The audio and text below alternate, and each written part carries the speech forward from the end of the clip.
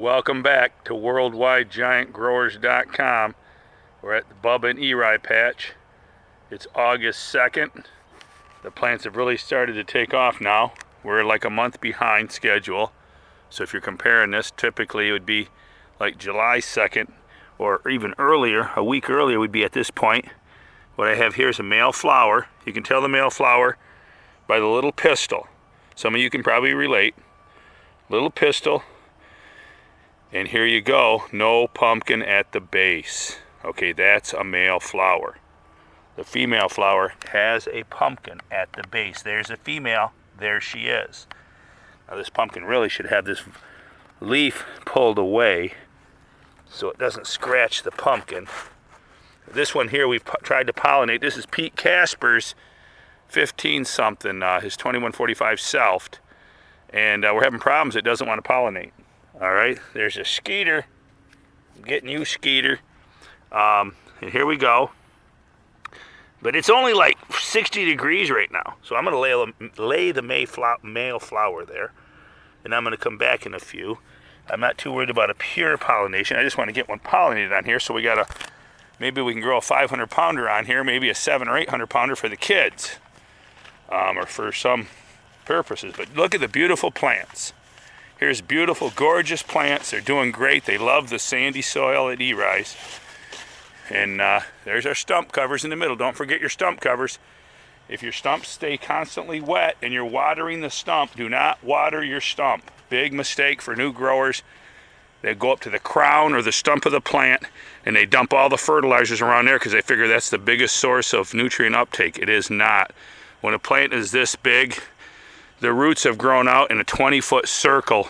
The roots are all out 10 feet from that stump. You want to water the entire area, keeping your stump dry. All right, here we go. We've covered that before. I had a post this morning on the internet. A gentleman's worried about his pumpkin raising up. Here's our 1768 Clements.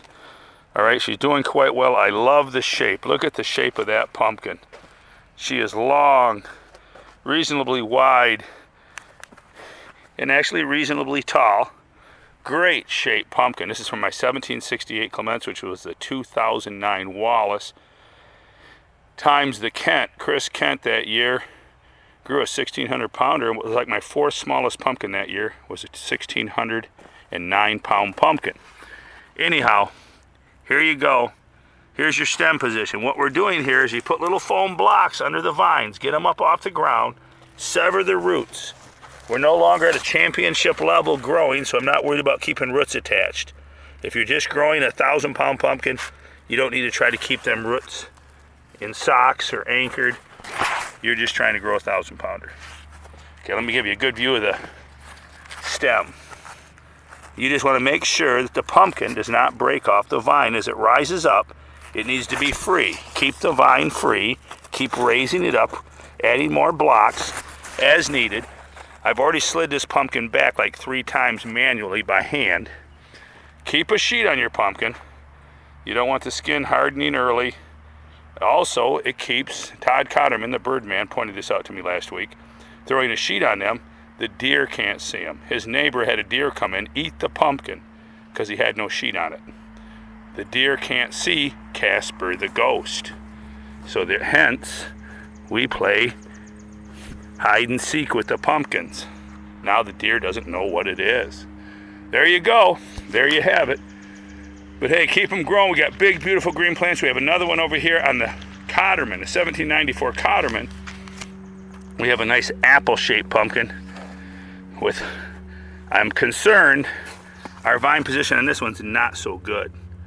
I put a piece of foam in there to try to push, as the pumpkin grows, it will push the vine away. We may ultimately have to cut the vine. There's your main vine, which is also butterfied split. People are asking me, Bubba, why is the vine split? Well, why does everything happen in life? Why do people walk out in front of cars and get hit by cars? Just life happens. I think the vine splits may be from too much water, maybe too much faster growth, maybe stress, maybe vine stress can cause them to split. That's wide open. I get my fingers there internally inside the vine, but that's okay. She's still growing. Nice pumpkin. This pumpkin isn't that old. Nice apple-shaped pumpkin. on the 1794 Cotterman. We also have a nice one up there on the Deletus, about the size of a bowling ball. It's starting to take off. So hey, keep them growing. I don't want to keep these videos too long-winded. Just wanted to touch base. Keep your vine freeze to the new growers. You champion growers, you're way ahead of us. You probably got, some guys got 1,000-pounders by now, 800-900 pounds. Some of you got 500-600 pounders. Keep them growing. We're a month behind, but hey, you never know. We might catch up to some of you. All right, talk to you soon, man. Keep them growing. And hey, tomorrow is Morgan's Composting Dairy Due Days, Dairy Demo Days in Sears, Michigan. Join us. It starts at 9 a.m. in Sears. I'm sure you can get tickets at the door. Go to their website, Morgan's Composting. And we're using their products. We're using Fruit Blaster right now, along with my CalMag and some of the other products I'll show you on the next video. And I'll link this up to the long gourd video. We're at day 6 on the long gourd. I checked it last night. From day 4 to day 5, the long gourd grew 2.5 inches. It is now approaching 14, 15 inches long. Stay tuned.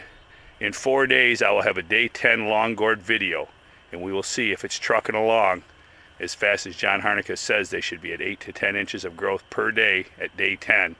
If it is, I'll keep it. If not, we're cutting it off and starting over. So join us. Join us, and I'll link this up with another video. Leave your comments below. I will give out some bloom and root keeper in the next video. And join us. Keep them growing. We'll talk to you soon.